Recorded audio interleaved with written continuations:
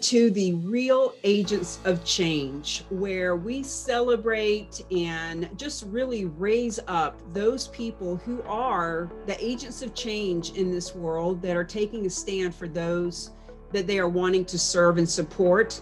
And Laurie is no exception of that. She actually was just sharing with me that if she can't feel like she's a contribution, she doesn't want to do it. And that's why she makes a really great real agent of change. So Laurie, share with our viewers a little bit about yourself and what is it that makes you want to step into being a real agent of change with us with the charitable gifting of real estate.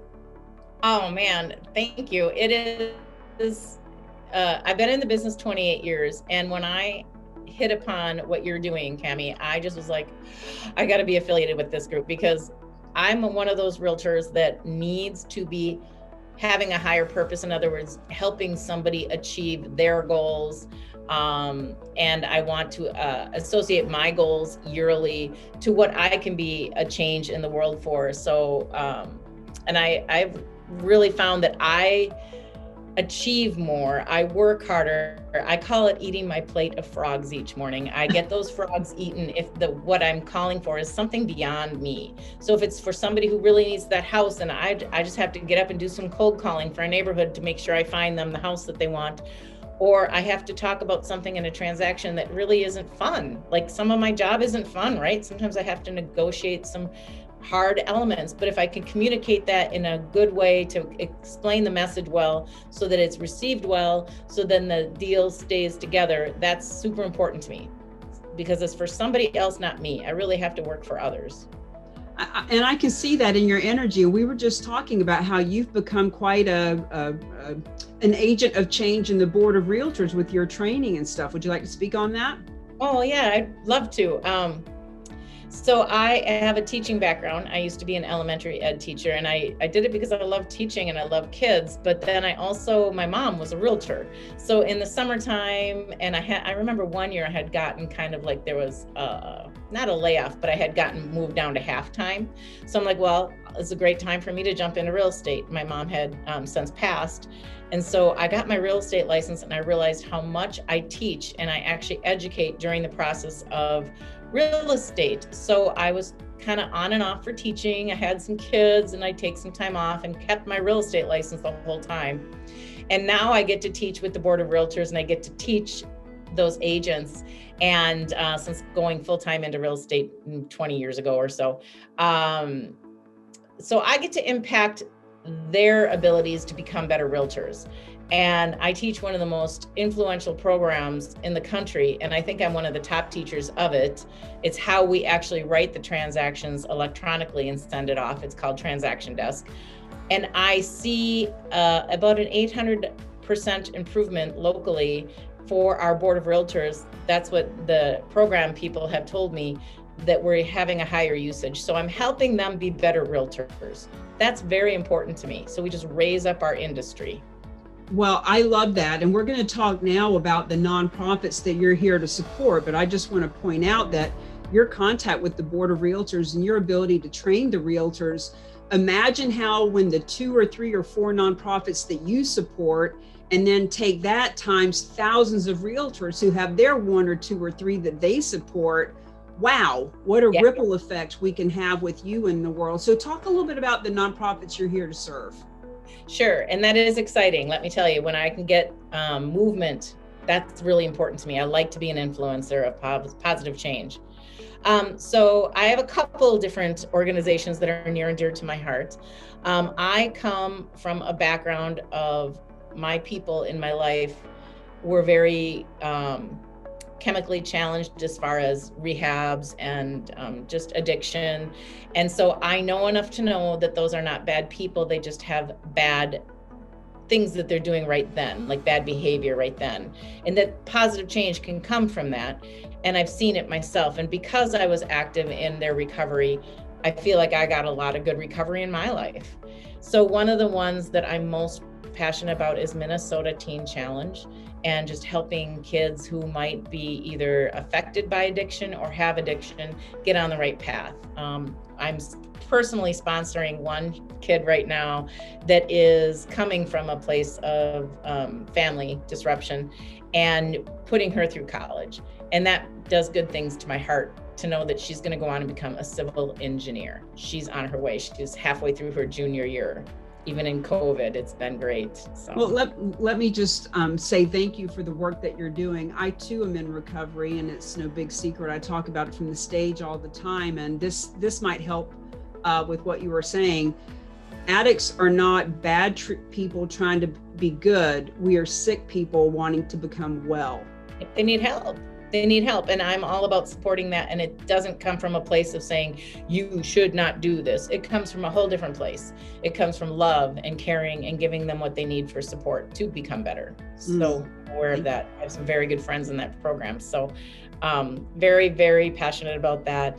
And then my sister is an MS survivor. She's got multiple sclerosis. She's kind of a miracle child, in my opinion. She's 50, but she has really recovered more than most people, whereas her spots on her spine, or whatever they call it, because she's taking the medicines provided early on, and she also takes a great set of supplements and lives a healthy lifestyle, she's coming through that in a very good way. So we don't see her in a wheelchair, we hope. So MS Society is very big for me. And then there's one other one that I'd like to talk about. I mean, of course, I want to do Minnesota Public Radio and all those great sponsorships, but NACA, it's NACA.org, and they provide housing for people that really have a hard time getting housing any other way. And so, of course, housing and real estate go hand in hand, and I want to be part of that. Wow, lots of great nonprofits. I encourage you to watch an interview that I did with a gentleman, Wayne Givelli, whose wife was diagnosed with MS about 30 years ago. And she's very, very active in the fundraising community. And MS has a goal of raising $1 billion. I don't know if that's in a year or a certain period of time, but this is what Wayne and I were talking about in the interview. And he told me in the interview, he said, Cammie, people call the MS Society and other big nonprofits on a weekly basis. He said the higher ups have told me on a weekly basis, they get calls of people wanting to donate real estate. And they've been saying no. I'm going to get through to them. We're going to have to tackle that. Have you had any progress with them? Well, the reason that I interviewed Wayne is because he has worked with our team, Realty Gift Fund, and he brought it to the attention of the MS Society. But you know, every state, every area has a different director and different fundraising. I was on a call that we did with UNICEF. There were probably 50 different directors from all over the country, and each one of them, it's like a whole different world. If the mothership of any of them would implement what we're doing and just let, for example, MS Society, if the mothership were to say to all of their different states and different people, hey, we have some people that we can partner with here. They are training real estate agents to look for these transactions. Why don't we have an MS supporter and a real estate agent in every city of every state working together? See, that's my mission, is to help people, because our team, Realty Gift Fund, works with Fidelity Charitables, the largest nonprofit in the country, and dozens of others that also don't facilitate these transactions. Why would they? Yeah, we need to start waking them up, for sure. Yeah, yep. And I feel very comfortable getting up and speaking at any kind of conference, because I speak in front of 100 plus people all the time when I teach, and I love it. And I would be happy to get my sister to kind of put me in touch with whoever is the head. I've always participated in their walkathons and whatnot, but now I want to get behind a driving force. So it's super exciting to me to be a person of change, that we could promote some change in that thinking, because I do think you're right. I think people want to donate their house. They do. They just don't know how, and the organization doesn't know how to accept it. Well, the fact of the matter is, we are making the shout out right now. Whoever is watching this video, what you may want to know is every year, 8 billion with a B $8 billion of real estate is donated to nonprofits, but that 8 billion is only 2% of the 400 billion that is taken in by the 1.3 million nonprofits in this country. So it's a very small amount. But the fact is, there is an awakening. We are part of the awakening. And the awakening is that the nonprofit world is starting to recognize, oh, non-cash assets of all kinds, stocks, business ownership, racehorses and coins. Like, there's so many different non-cash assets that they are starting to see, this is a great way to get funded as opposed to fundraising. And what we are suggesting here is, you don't have to change your bylaws. You don't have to change how you do things. You don't have to accept real estate. You just need to let your people know that you can actually benefit from donations of real estate. And the way that we handle these transactions, you are so far removed, you don't even need to know the address. And when you explained that during our certification class, my mind was blown. I couldn't even contain myself. I kept chatting with you. And I'm like, I cannot wait to help get that message out. So I'm so grateful for you guys. Well, I was in real estate for 15 years, top 5%, did HGTV House Hunters, all that fun stuff. When I was in real estate, I was in real estate. But things change and shift over the years. And about a year ago, when I learned about charitable real estate as a phenomenon, as something that's been happening, it's been on the books for over 100 years. 1917, US government said, hey, if you'll donate property to a 501c3, we'll give you XYZ tax benefits that you'd never get any other way. So there are people who want to donate, but the reason why we've never heard of it, the reason why it's not being taught to realtors, et cetera, is because no matter how fabulous it is, no matter how good you get at it, if you go to a nonprofit and they say, sorry, you can't take real estate, there was no point of learning it. But that's okay. Any and all 501c3s in this country and other parts of the world, that's another conversation, can benefit from this. So I'm honored to have people like you, Laurie, who see the vision with me. And you want to, I was just speaking with one of our real agents of change this morning. She's a nonprofit out in Crestone, out in the southwest of the country. She says, I just want to get on top of a mountain and just shout it. Just let all the nonprofits in the Valley know we can get funded. We have an answer. And that's what's so exciting for me is I have a solution, and I don't want to come with another problem, right? I want to come with the solution. I'm an active person. My motto is let's work the solution, not the problem. So Cami, you made my day, my week, my year, my next decade, because I'm shifting my entire business planning for 2021 to really activate on this. And I'm just super excited for the MS Society, the Minnesota Teen Challenge, anybody who's like this close to reaching their goal. They're making huge strides with MS. I could go on, there's other places, but to me, this is why I do what I do. Just beautiful. Thank you for being the contribution that you were before we met. And now we're putting you on steroids. Now we're cooking with gas. Now we're getting somewhere. So I'm ready to go. Share with us, what marketplace are you in? Because people who see this video are going to want to work with you, and they need to know what marketplace you can handle for real estate transactions. Right. Yep. So I am in I'm Minnesota licensed, and I live about an hour west of the Twin Cities, but my market area is the Twin Cities. And I also work the northern part of the state. So I would say all of Minnesota, really. There's a lot of really neat lake cabin country up north in Minnesota, and I am Laurie the Lake Lady. I live on a lake. I've always lived on a lake. I love lakes. Another organization that I have written down is my lake association, but I don't want to be specific to mine. I'd want to contribute to whoever's lake association. We have 10,000 lakes or more in Minnesota.